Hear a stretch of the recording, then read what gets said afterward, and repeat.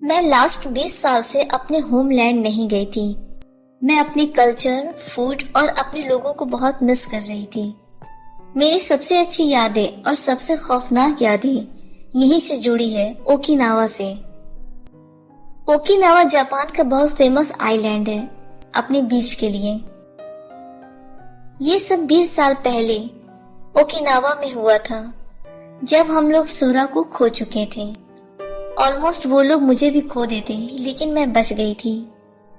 मैं उस खौफनाक हादसे को कभी नहीं भूल सकती हूँ, ना उस खौफनाक चुड़ैल हाचिशा कुसामा को। ये बात 20 साल पहले की है। सूरा मेरी कजन और मेरी बेस्ट फ्रेंड थी। जब हम 9 साल के थे, मैं और सूरा अपने घर के बैकयार्ड में पेड़ के नीचे खेल रहे थे। दोपहर का समय हो रहा था। सूरा बहुत सारे कलरफुल धागे लेकर आती है। हम लोग घास पर बैठकर एक दूसरे के लिए ब्रेसलेट बनाने लगते हैं। वो बोली कि शायद हम लोगों को कोई देख रहा है।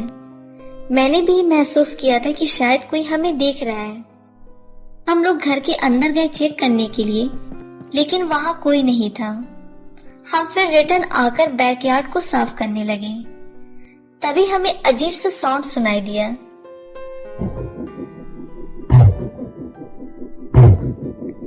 सूरा ब्रेव थी।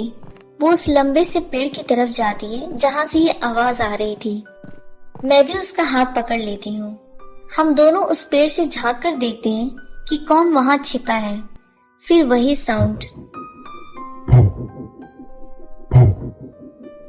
मैं सूरा के हाथ को और टाइटली पकड़ लेती हूँ। हम दोनों फिर जब दोबारा देखते हैं तो वहां एक 8 फीट लंबी औरत खड़ी है, जो व्हाइट कलर की फ्रॉक को पहनी थी और हैट लगाई हुई थी। उसकी स्माइल बहुत भयानक थी, जो उसके दोनों कान को टच कर रही थी। उसको देख करके हम बहुत डर जाते हैं। तभी वो वहां से गायब हो जाती है। लेकिन ये बात हम लोग किसी से नहीं बोलते हैं कि सभी हमारा मजाक उड़ाएंगे, हमारी बात पे बिलीव नहीं करेंगे। लेकिन वो मुझे अक्सर रात में वो मेरे विंडो से मुझे झांकती हुई नजर आ जाती और फिर वो साउंड भी सुनाई देता। ऐसा लगता था कि वो मेरे साथ हाइड एंड सीक का गेम खेल रही है। जब मेरे साथ कोई बड़ा होता तो वो मुझे नहीं दिखती थी। सूरा ने भी बताया कि उसे भी वो खिड़की से नजर आती है, उसी साउंड के साथ। कुछ दिनों तक हम दोनों बीमार हो गए। हमारे पेरेंट्स बहुत परेशान थे कि हम दोनों के साथ क्या हो गया है। मैं उन लोगों को सारी बात बता देती हूँ जो हमने देखा था। मुझे डर था कि वो लोग मेरी बात पे बिलीव नहीं करेंगे। लेकिन जब मेरे डैड ये सुने कि हमने 8 फीट लंबी औरत को देखा, तो वो पूछने लगे कि कब और कहाँ क्या क्या देखा। मेरी मॉम चिल्लाने लगी थी कि हाचिशा कुसामा ने मुझे और सूरा को चुन लिया है। मॉम रोने लग गई और बताने लगी कि वो 8 फीट लंबी चुड़ैल हाचिशा कुसामा है, जो छोटे बच्चों को अपना शिकार बनाती है और उन्हें मार देती है। जब मेरी मॉम ये सब बात बता रही थी तो वो साउंड फिर मुझे सुनाई देता है, लेकिन मेरे पेरेंट्स को नहीं।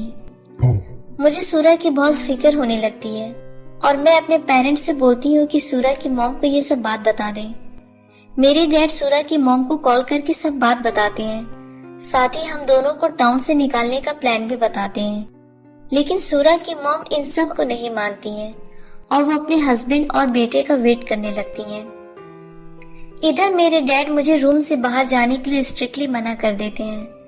वो बोलते हैं कि रूम नहीं छोड़ना है, ना किसी के सवाल का जवाब देना।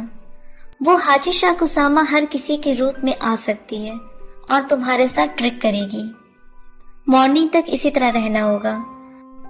मेरी मॉम रूम में हर जगह बाउल में नमक रख देती हैं। मैं रूम का डोर लॉक कर देती हूँ, जैसे मेरे पेरेंट्स ने मुझे बताया था। कुछ देर में मुझे नींद आ जाती है। फिर जब मेरी आंख खुलती है तो मेरे विंडो पे साउंड आती है। इस साउंड से मेरी हार्ट बीट ज्यादा बढ़ गई थी। फिर हाचिशा कुसामा की साउंड आती है। साथ ही विंडो पे टैपिंग की आवाज भी आने लगती है। ये देख कर के मैं डर से बेहोश हो जाती हूँ। मॉर्निंग हो जाती है। जब मेरी आंख खुलती है तब मैं सूरा को स्माइल करते हुए देखती हूँ, बट उसकी आंखें बहुत फूली हुई और डार्क दिख रही थी, जैसे रात भर वो सोई ना हो। सूरा मुझे बोलती है कि वो मुझे बहुत मिस कर रही है और वो मेरे साथ उस बैकयार्ड में खेलना चाहती है। मैं भी उसे बहुत मिस कर रही थी। तभी मेरे घर के फ्रंट डोर पे बहुत जोर से नॉक होती है। वो नॉक इतनी जोर की थी कि मेरे डैड इमीडिएट दरवाजा खोलते हैं। सूरा की मॉम रोते हुए अंदर आती है और बोलती है कि सूरा रात से गायब है। मैं रूम से बाहर आकर बोलती हूँ, नहीं, सूरा तो अंदर है मेरे साथ। हम लोग जब अंदर आते हैं तब सूरा वहां से गायब थी। मेरी मॉम रूम में आकर देखती हैं कि जो नमक था वो पूरा ब्लैक हो गया। तभी वो साउंड आती है, लेकिन इस बार मैं डरती नहीं हूँ और सूरा को खोजना स्टार्ट करती हूँ। मुझे पूरा यकीन था कि सूरा वहां बैकयार्ड में मिलेगी। मैं सभी से बोलती हूँ चलने के लिए, लेकिन मेरे पेरेंट्स डर से हेजिटेट कर रहे थे। लेकिन मेरे फोर्स करने पर वो लोग मुझे लेकर गए। जैसे जैसे हम लोग बैकयार्ड में जा रहे थे, वो साउंड और तेज से आ रहा था। ये साउंड बैकयार्ड से आ रहा था उस पेड़ के पास जहाँ हमने हाचीशा कुसामा को देखा था। मैं धीरे से उस पेड़ के ऊपर देखती हूँ तो वहाँ पेड़ के पीछे वो हाचीशा कुसामा नजर आती है।